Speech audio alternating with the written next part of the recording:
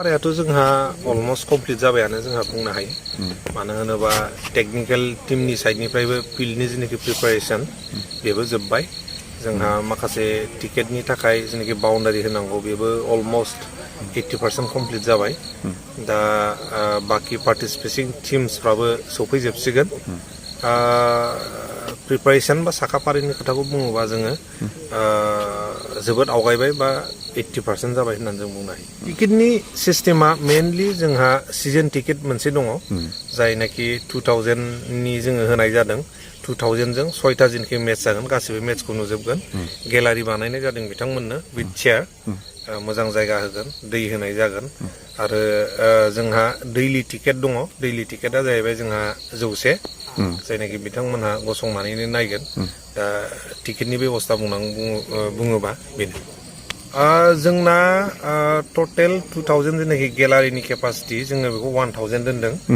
आरो जेनाखि गसंनानै नायनाय 100 रांनि बे जोङो 10,000सो केपासिटिनि थानो हानायनि नायनो हानायनि बेबस्था खालामनाय जादों मेल फिमेल जयैनो बाहाय जेबो डिफारेन्स दोननाय नङा टीम हिसाबै जोंहा जोबोद जोंनि जायगायाव गोजोनथाव खौरां जोंनि इन्डियानिनो जोबोद मुंदांखा टीम्स जेरै ISL गेलेनाय टीम जोंहा नर्थ इस्ट इउनाइटेड FC दङ जोंहा जोबोद मुंदांखा टीम शिलं लाजं FC दङ बेनिफ्राय आसाम रेजिमेन्टेल सेन्टार होननाय मोनसे आसाम माबानि दङ आर्मिनि मोनसे टीम दङ बिनिफ्राय जोंहा जोंनिनो जायगानि इउनाइटेड चिरांदुवार FC बे टीम दङ दा मोनब्रै टीमा थागथियारि जानानै दङ आरो जोबोद गोख्रों बा गोरा मेच जागोन आरो नायथावथाव मेच जागोन होननानै जोङो मिजिंथिदों जोंहा अपेनिं डेआव जोङो कालचारेल प्रग्राम दोनदों 7 बाजिनिफ्रायनो जागायगोन बेवहायनो जोंहा बुदां ब्लक फैगोन चक्रधर नार्जारि बिथांनि मोसागिरि फैगोन आरो जायगानि गोबांथार जोङो कालचारेल ट्रुप्सफोरखौ लेंहरदों बिथांमोनाबो मोसाफैगोन आरोबाव ओइदिनखालिनो जोंहा BTRनिनो मानगोनां चिफ प्रमद बर' सारा जोंनि गेजेराव गाहाय आलासि महरै नुजाफैगोन आरो ओइदिनखालि जोंहा गेलेजेननाय मेच हिसाबै इउनाइटेड चिरांदुवार FC आरो नर्थ इस्ट इउनाइटेड FC बे मोननैनि गेजेराव मेचआ जागायगोन राजाफ्रा लोब फैनानै नायफैनांगौ मानो होनोबा बियो जोंनि बड'लेण्ड ओनसोलाव गिबि खेबनि थाखाय बड'लि ट्रफिया जाफैदों आरो बेफोरबायदि लोब फैनानै जेनाखि थुलुंगानाय बे थुलुंगानायखौ मोनोबा जोंनि ओनसोलनि जेनाखि फुटबल बड'लि ट्रफिया जाफैदों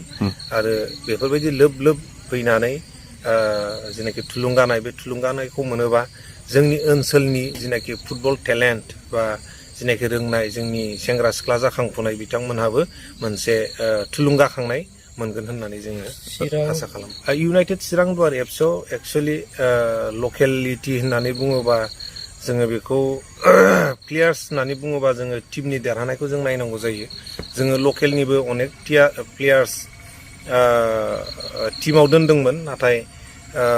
प्लेइं 11आव फैथारगोन होननानै जोङो बुंनो हाया मानो होनोबा बियो मोनसे कम्पिटिशननिसो खोथा जोंनि दा इउनाइटेड चिरांदुवार FCआव बुंनो थाङोबा जोंहा फरेनार्स प्लेयार दं 2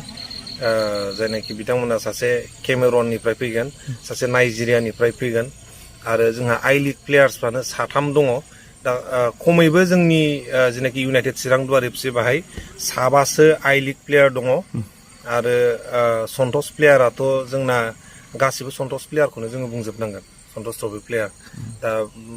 इउनाइटेड चिरांदुवार FCआ मोनसे जोबोद गोख्रोंथार टीम होननानै जोङो दिनैसिमनि गेजेराव जोङो बुंनो हायो सिकिउरिटिखौ जोङो पुलिस बिफानजों जों रायलायदों आरो बिनि अनगायैबो जोंहा 500सो भलन्टियार्स जोङो दोनदों जोंनिफ्रायबो अर्गानाइजिं कमिटिनिफ्रायबो